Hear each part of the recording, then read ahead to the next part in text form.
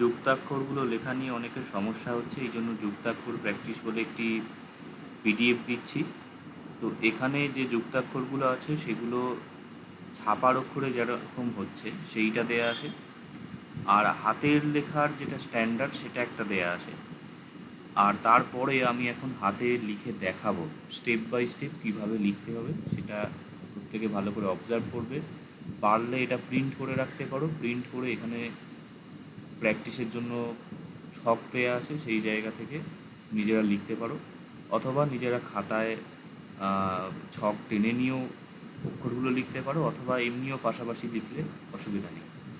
প্রতিটা অক্ষর মোটামুটি 10-12টা করে লিখলে একটা অভ্যাস হবে।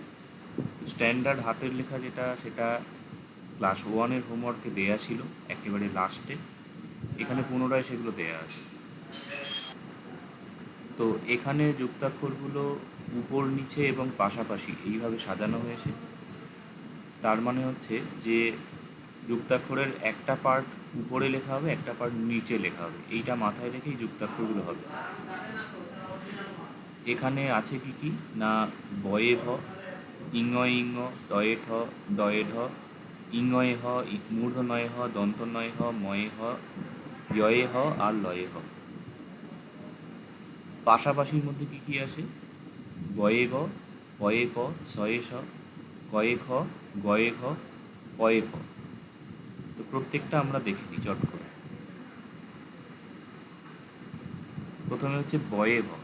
বয়ে ভর ক্ষেত্রে এখানে একটা জিনিস খেয়াল রাখতে হবে, সেটা হচ্ছে যে একটা যুক্তাক্ষর কিছু ক্ষেত্রে পুরোটা মানে ব্যঞ্জন বর্ণ সহ হয়, কিছু কিছু যুক্তাক্ষর আছে সেটা পুরোটা ব্যঞ্জন বর্ণটা হয় না, সেটার একটা পার্ট কেটে যায়।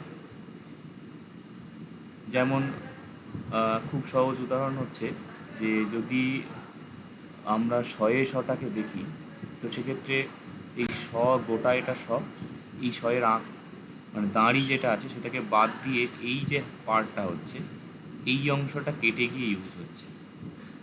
এটা শয়ে ম হতে পারে, এটা শয়ে ব হতে পারে, এটা এইভাবে লিখলে আরও ভালো হয়, মানে হাফ স,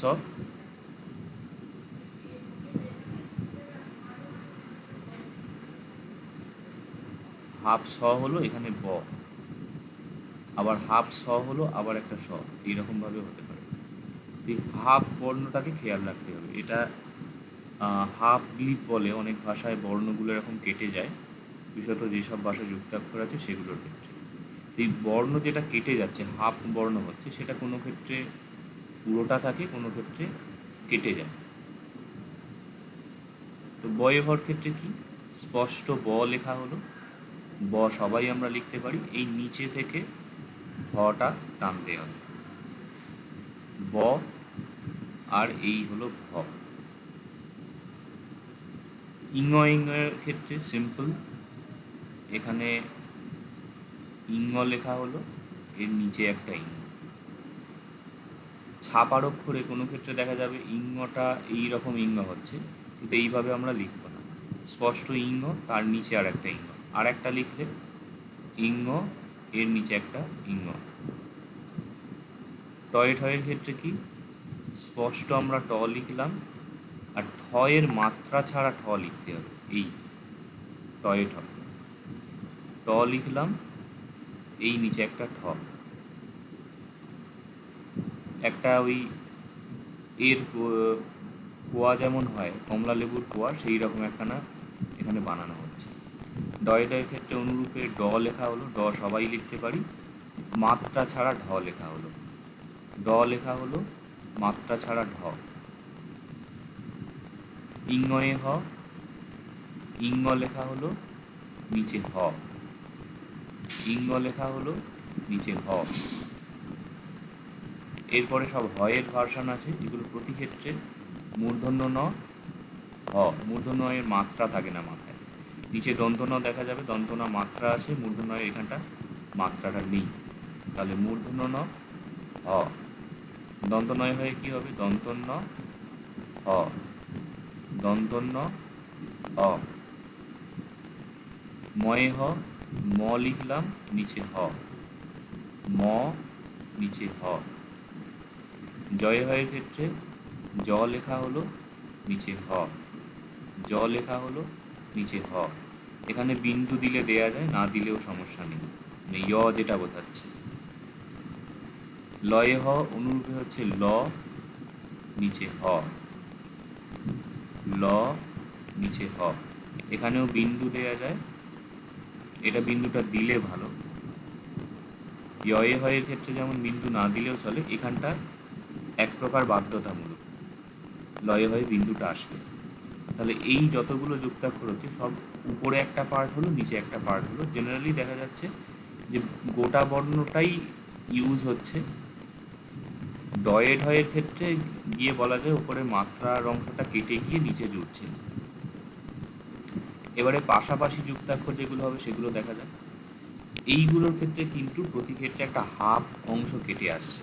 যেমন গয়ের এই পার্টটা হচ্ছে হাফ অংশ, তো গয়ে গ যখন লেখা হবে এই হাফ গ লেখা হলো, তারপর আবার একটা গ হলো, এই হাফ গ, তারপরে আবার একটা গ।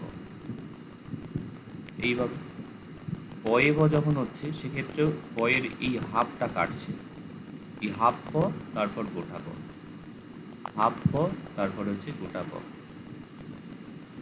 শয়ে শয়ের ক্ষেত্রে এই হাফ শটা কাটছে, এই অংশটা মাত্র, মানে দাঁড়িটা ছাড়া, তাহলে হাফ স আর একটা স। এটা আরও সুন্দর করে লিখতে হবে। হাতের লেখার ক্ষেত্রে এই যে এটা যদিও একটা ডিজিটাল পেন দিয়ে লেখা হচ্ছে, হাতের লেখা কিন্তু যথেষ্ট সুন্দর হয়। আমি সেরকম হলে একটা স্যাম্পল কপি দেখিয়ে দেবো। এরপরে কয়ে খটা একটু জটিল আছে। ক লেখা হলো স্পষ্ট ক, এইখান থেকে খটা টানতে হবে, এটা একটু অভ্যাস করতে হবে, এই জন্য আমি 20টা করে লিখতে বলেছিলাম।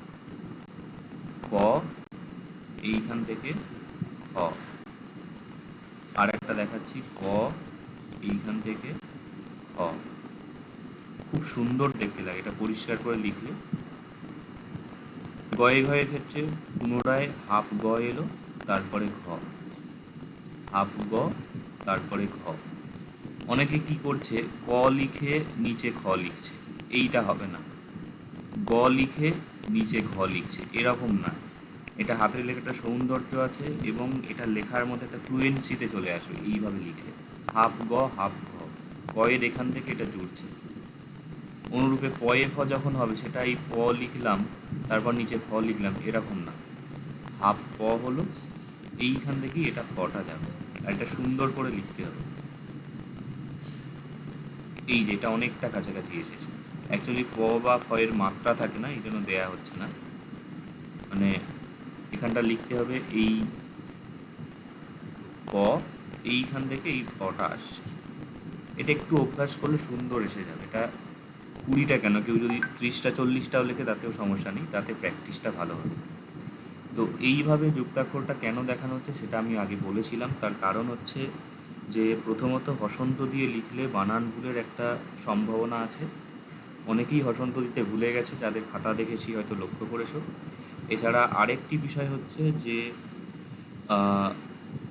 যে যুক্তাক্ষরগুলো কম্বাইন্ড ক্যারেক্টারে আছে সেগুলো যদি এইভাবে লেখা হয়, যেটা আমি হ্যান্ড রিটেন ভার্সন দেখালাম, এটা লেখাটা ফ্লুয়েন্ট হবে এবং একটানা লেখা যাবে। কেননা 200 নাম্বার লিখতে হচ্ছে পালি ভাষায়, সুতরাং হাতের লেখার একখানা বিষয় আছে। তো এই বিষয়গুলো খেয়াল রেখে হাতের লেখা যেভাবে আমি দেখালাম সেইভাবে লিখলে ভালো। আর প্রত্যেকটা ভাষাতেই ছাপার অক্ষর যেমন হয় হাতের লেখা সেই রকম হয় না। মানে কার্সিভ রাইটিং একটা আলাদা রকমের হয়, এটা হাতের টানের সাথে চলে। ছাপার অক্ষরটা যে ছাপার সুবিধার জন্য বানানো হয়েছে, যেই রকমভাবে আগে কাঠের খোদাই করে বা ধাতব মানে সীসাকে গলিয়ে হরফগুলো বানানো হতো, সুতরাং সেটা ওই ঢালাই করার সুবিধার্থে মোল্ডিংগুলো কিছুটা করানো হতো। তো সেইটির সাথে কিন্তু আমাদের হাতের লেখা মিলবে না। তো হাতের লেখা হাতের লেখার মতন চলবে। প্রত্যেকটা ভাষাতেই একটা হ্যান্ড রিটেন অক্ষরগুলো একটু আলাদা হয়, অ্যাকিউরেট ছাপার মতন হয় না। সুতরাং এইটা এইভাবে পড়লে ভালো হয়।